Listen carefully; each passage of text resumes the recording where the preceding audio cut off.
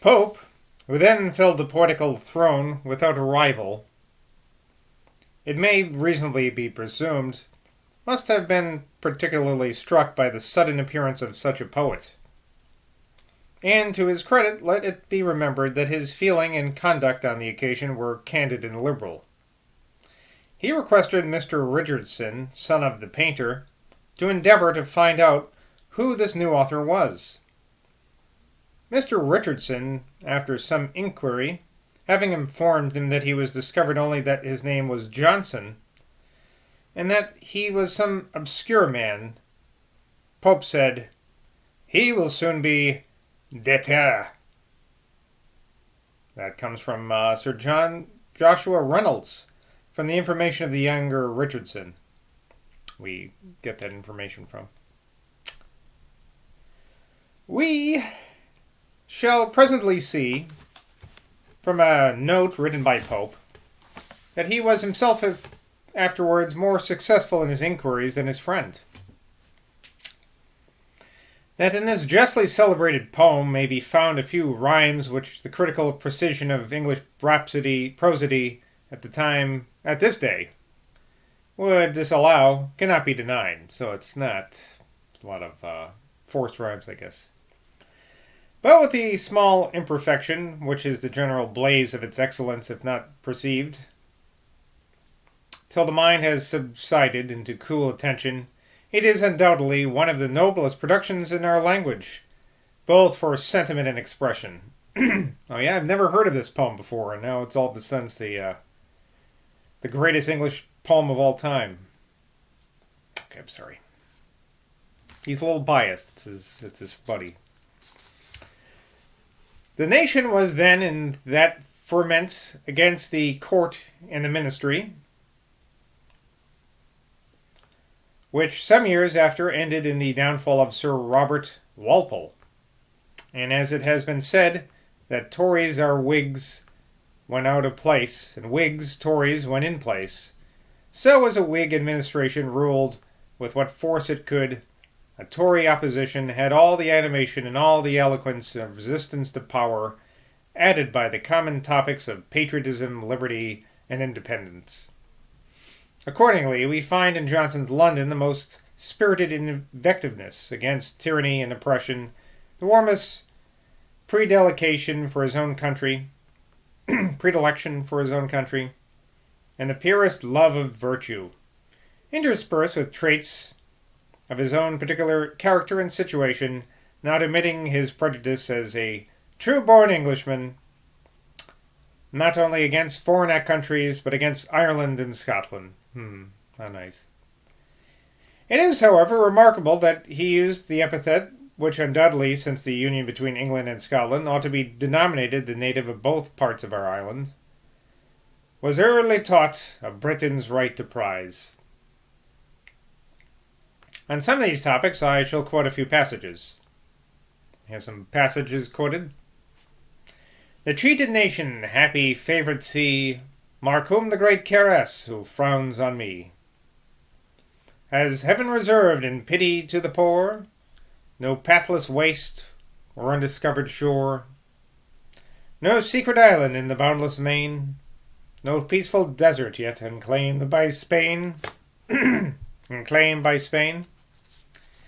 Quick, let us rise, the happy seats explore, and bear oppression's insolence no more. How, when competitors like these contend, can surly virtue hope to fix a friend? This mournful truth, in every where confessed, slow rise worth by poverty depressed." Moving. We may easily conceive with what feeling a great mind like his, cramped and galled by narrow circumstances, uttered this last line, which he marked by capitals. The whole of the poem is eminently excellent, and there are in such proofs of a knowledge of the world and of a mature acquaintance with life as cannot be contemplated without wonder, when we consider that he was then only in his 29th year, and had yet been so little, seen so little, or no, had been so little, in the busy haunts of men. Yet, while we admire the poetical excellence of this poem, this is Boswell speaking, not my personal opinion, candor obliges us to allow that the flame of patriotism and zeal for popular resistance, with which it is fraught, had no just cause. There are, in truth, no oppression. The nation was not cheated. Sir Robert Walpole was a wise and a benevolent minister, who thought that the happiness and prosperity of a commercial country like ours would be best promoted by peace, which he accordingly maintained with credit during a very long period. Johnson himself afterwards honestly acknowledged the merit of Walpole, whom he called a fixed star, while he characterized his opponent, Pitt, as a meteor. But Johnson's juvenile poem was naturally impregnated with the fire of opposition, and upon every account was universally admired.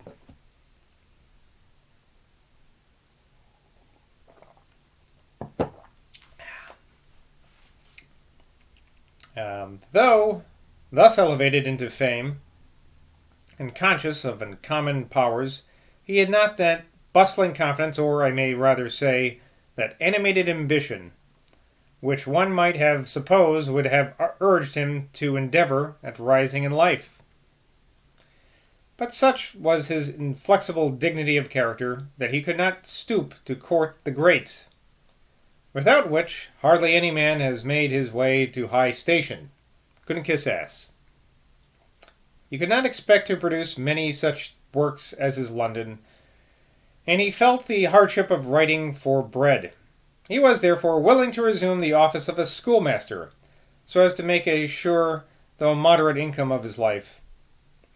And an offer being made to him in the mastership of the school, provided he could obtain the degree of Master of Arts, Dr. Adams was applied to by a common friend to know whether that could be granted him as... Well, let me read that again. And an offer being made to him of the mastership of a school, provided he could obtain the degree of Master of Arts, Dr. Adams was applied to by a common friend to know whether that could be granted him as a favor from the University of Oxford. In a billet written by Mr. Pope in the following year, the school is said to have been in Shropshire, but as it appears from a letter from Earl Grower that the trustees of it were some worthy gentlemen in Johnson's neighborhood.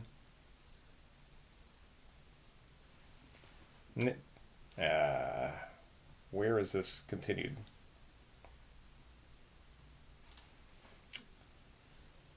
I guess that's the end of the footnote. Never mind. It was... Wait. Hold on a second.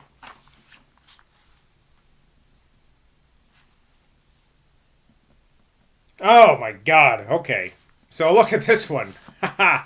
It's looking for the footnote begins here. I was looking for the end of it.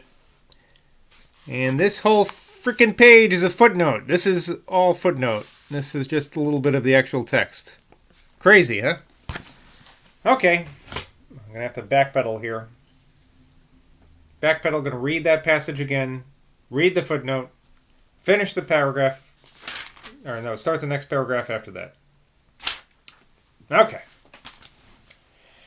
So again, offer being made to the mastership of a school, provided he could obtain the degree of Master of Arts, Dr. Adams was applied to by a common friend to know whether that could be granted him a favor from the University of Oxford. Footnote. In a billet written by Mr. Pope in the following year, the school is said to have been in Shropshire, but as it appears from a letter from Earl Gower that the trustees of it were some worthy gentlemen in Johnson's neighborhood, I, in my first edition, suggested that Pope must have, by mistake, written Shropshire instead of Staffordshire. But I have since been obliged to Mr. Spearing, attorney at law, for the following information. In quote, William Adams, formerly citizen in the Haberdasher of London, founded a school at Newport in the county of Salop by deed dated 27th November 1656, by which he granted the yearly sum of £60 to such able and learned schoolmaster from time to time, being a godly life and conversation, who should have been educated at one of the universities of Oxford or Cambridge, and had taken the degree of Master of Arts, and was well read in the Greek and Latin tongues, and should be nominated from time to time by the said William Adams during his life, and after the decease of the said William Adams, by the governors, namely the Master and Wardens of the Haberdashers' Company of the City of London, and their successors. The manor and lands out of which the revenues for the maintenance of the school were to be issue are situated at Knighton and Albleston in the county of Stafford. From the foregoing account of this foundation, particularly the circumstances of the salary being £60, and the degree of Master of Arts being a requisite qualification for the teacher, it seemed probable that this was the school in contemplation, and that Lord Gower erroneously supposed that the gentlemen who possessed the lands out of which the revenue issued were trustees of the charity. Such was a probable conjecture. But, here we go, but, in the Gentleman magazine for May 1793, there is a letter from Mr. Henn, one of the masters of the school of Appleby in Leicestershire, in which he writes as follows: I compared time and circumstances together in order to discover whether the school in question might not be this of Appleby. Some of the trustees at the period were worthy gentlemen of the neighborhood of Lichfield. Sounds like Johnson. Appleby itself is not far from the neighborhood of Lichfield. The salary, the degree requisite, together with the time of election, all agreeing with the statutes of Appleby. The election, as said in the letter, could not be delayed longer than the 11th of next month, which was the 11th of September, just 3 months after the annual audit day at Appleby's school, which is always on the 11th of June. And the statutes enjoin ni ultus preceptorum electio dultus tribus mendes moritare, etc., that no election of a teacher be delayed more than 3 months. These I thought to be convincing proof that my conjecture was not ill-founded, and that in a future edition of that book the circumstances might be recorded as fact. But what banishes every shadow of doubt is that minute book of the school which declares the headmastership to be, at that time, vacant. I cannot omit returning thanks to this learned gentleman for the very handsome manner in which he was in that letter been so good as to speak of this work. End of footnote. Back to the paragraph.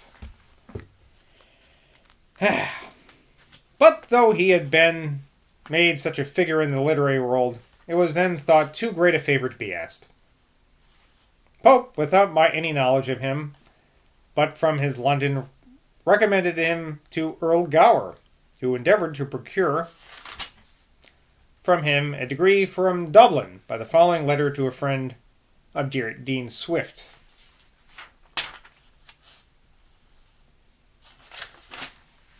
Okay, here comes the letter again. This one is from, it looks like, Gower, even though it says Pope before, didn't it? Oh, okay, so it's Pope, went to Earl Gower, Gower wrote this letter to Swift.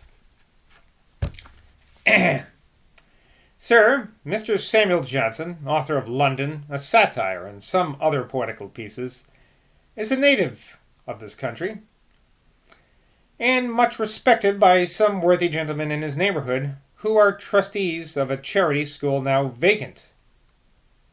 The certain salary is £60 a year, of which they are desirous to make him master. And this is all going back to that footnote now. Aren't we glad we read that?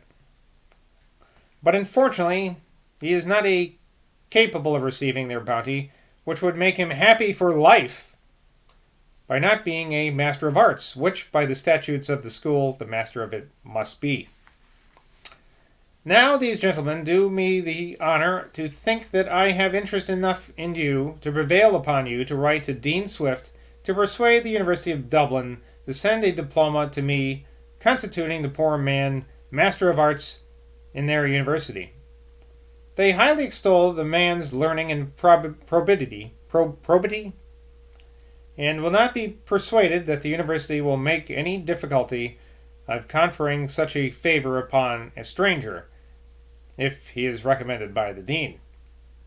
They say he is not afraid of the strictest examination, though he is of so long a journey, and will venture in if the dean thinks it necessary, choosing rather to die upon the road than be starved to death in translating for booksellers, which has been his only subsistence for such time past. I fear there is more difficulty in this affair than those good-natured gentlemen apprehend, especially as their election cannot be delayed longer than the 11th of next month. If you see this matter in the same light that it appears to me, I hope you will burn this, and pardon me for giving you so much trouble about an impractical thing. But if you think there is a probability of obtaining the favour asked, I am sure your humanity and propensity to receive merit in distress will incline you to serve the poor man, without my adding any more to the trouble I have already given you, than assuring you that I am, with great truth, sir, your faithful humble servant, Trentham, August 1, 1739, Gower. It was, perhaps, no small disappointment to Johnson that this respectable application had not the desired effect. Yet how much reason has there been, both for himself and his country, to rejoice that it did not succeed, as he might probably have wasted in obscurity those hours in which he afterwards produced his incomparable works. So all that led to nothing.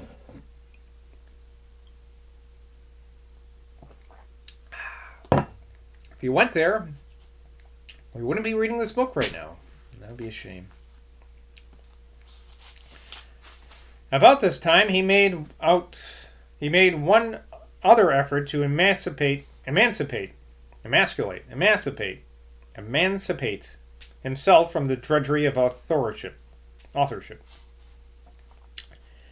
He applied to Dr. Adams to consult Dr. Smallbrook of the Commons whether a person might be permitted to practice as an advocate there without a doctor's degree in civil law. These are all things I've thought about. I am, said he, a total stranger to these studies, but whatever is a profession and maintains numbers must be within the reach of common abilities and some degree of industry. Dr. Adams was much pleased with Johnson's design to employ his talents in that manner, being confident he would have attained a great eminence. And indeed I cannot conceive a man better qualified to make a distinguished figure as a lawyer, for he would have brought to his profession a rich store of various knowledge, an uncommon acuteness, and a command of language in which few could have equalled, and none have surpassed him. He who could display eloquence and wit in defence of the decision of the House of Commons upon Mr. Wilkins's election for Middlesex, and of the unconstitutional taxation of our fellow subjects in America, must have been a powerful advocate in any case, in any cause. But here also, the want of a degree was an insurmountable bar. You always have these stupid degrees you gotta get. He was, therefore, under the necessity of persevering in that course into which he had been forced, and we find that his proposal from Greenwich to Mr. Cave for a translation of Father Paul Sharp's history was accepted. One last footnote here. In the Weekly Miscellany, October 21st, 1738, there appears the following advertisement. Just published proposals for printing the history of the Council of Trent, translated from the Italian of Father Paul Sarpi, with the author's life and notes theological, historical, and critical, from the French edition of Dr. Le Courrier, to which are added observations on the history, the notes and illustrations from various authors, both printed in manuscript, by S. Johnson. 1. The work will consist of 200 sheets and be 2 volumes in quarto, printed on good paper and letter. 2. The price will be 18 shillings, I guess. Each volume to be paid half a guinea at the time of subscribing, half a guinea at the delivery of the first volume, and the rest at the delivery of the second volume in sheets. 3. 2 pence to be abated for every sheet less than 200. It may be had on a large paper in 3 volumes at the price of 3 guineas. 1 to be paid at the time of subscribing, another at the delivery of the first, and the rest at the delivery of the other volumes. The work is now in the press and will be diligently prosecuted. Subscriptions are to be taken in by Mr. Dodsley in Pall Mall, Mr. Rivington in St. Paul's Churchyard, by E. Cave at St. John's Gate, and the translator at number 6 in Castle Street by Cavendish Square. Okay, well, we're up to 1738 now, summer of 1738. No letters on the next 2 pages, I don't see, so that's exciting. Till next time, bye from Boswell.